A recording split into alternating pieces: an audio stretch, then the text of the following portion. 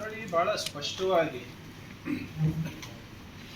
RCB ವಿಜಯೋತ್ಸವದ ಘಟನೆ ಬಗ್ಗೆ ಮಾನ್ಯ ಮುಖ್ಯಮಂತ್ರಿಗಳು, ಉಪಮುಖ್ಯಮಂತ್ರಿಗಳು ಮತ್ತು ಗೃಹ ಸಚಿವರು ಸ್ಪಷ್ಟನೆಯನ್ನು ನೀಡಿದ್ದಾರೆ.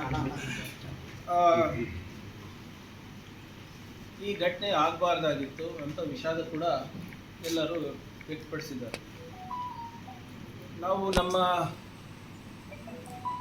ಕೈಲಿ ಏನೇನಾಯಿತು ಅವೆಲ್ಲನೂ ಕೂಡ ನಾವು ಮಾಡಿದ್ದೇವೆ. ತಾವು ಗೊತ್ತಿರೋ ಹಾಗೆ 18 ವರ್ಷ ಆದಮೇಲೆ ಮೊದಲನೇ ಬಾರಿಗೆ ಈ ಪಂದ್ಯವನ್ನು ಗೆದ್ದಿದ್ವಿ. ಜನರ ನಿರೀಕ್ಷೆ ತಕ್ಕಂಗೆ ನಮ್ಮ RCB ತಂಡದವರ ಆಡಿ ಒಂದು ಹೆಮ್ಮೆಯನ್ನು ಗಳಿಸಿದ್ರು. ಮುಂಚೆ ಎಲ್ಲ ಏನಾಗ್ತಾ ಇತ್ತು, 1-2 ದಿನ ಗ್ಯಾಪ್ ಕೊಟ್ಟು ವಿಜೇತರು ನಗರಕ್ಕೆ ಬರ್ತಾಯಿದ್ರು. ಆದರೆ ಮೊದಲನೇ ಬಾರಿಗೆ ಏನು ಕಪ್ ಗೆದ್ದು 24 ತಾಸು ಒಳಗಡೆನೆ ಆ ನಗರಕ್ಕೆ ಬಂದಿರೋದು ಮೊದಲನೇ ಬಾರಿ. ಅಂದರೆ ಜನರಲಿ 1 or 2 days ಗ್ಯಾಪ್ ಕೊಡ್ತಾರೆ. ಆಮೇಲೆ ಭಾಳ ಸ್ಪಷ್ಟವಾಗಿ ನಮ್ಮ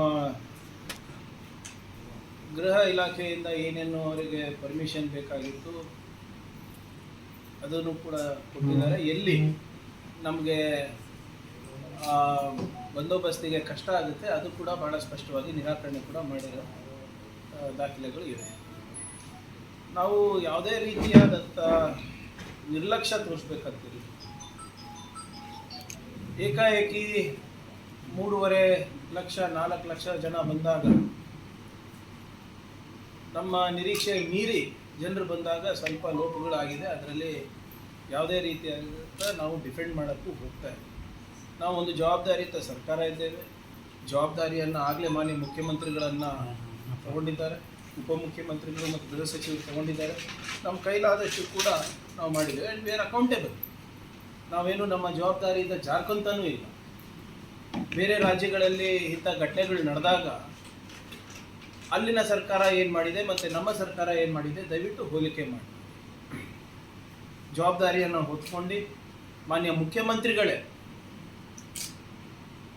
ತಮ್ಮ ಮುಂದೆ ಪ್ರೆಸ್ ಮೀಟ್ ಮಾಡಿ ಏನೇನಾಗಿದೆ ಅಂತ ಹೇಳಿ ಸಂಪೂರ್ಣ ಏನು ಟ್ರಾನ್ಸ್ಪರೆಂಟಾಗಿ ಕ್ಯಾಶುವಲ್ಟೀಸ್ ಎಷ್ಟಾಗಿದೆ, ಎಲ್ಲಿದ್ದಾರೆ, ಹೇಗಿದ್ದಾರೆ, ಮೀಡಿಯಾಗೆ ಯಾವುದೇ ರೀತಿಯಾದಂಥ ಕಡಿವಾಣ ಹಾಕಲಾರ್ದಂಗೆ ನಾವು ಟ್ರಾನ್ಸ್ಪರೆಂಟಾಗಿ ನಾವು ಮಾಡಿದ್ದೀವಿ.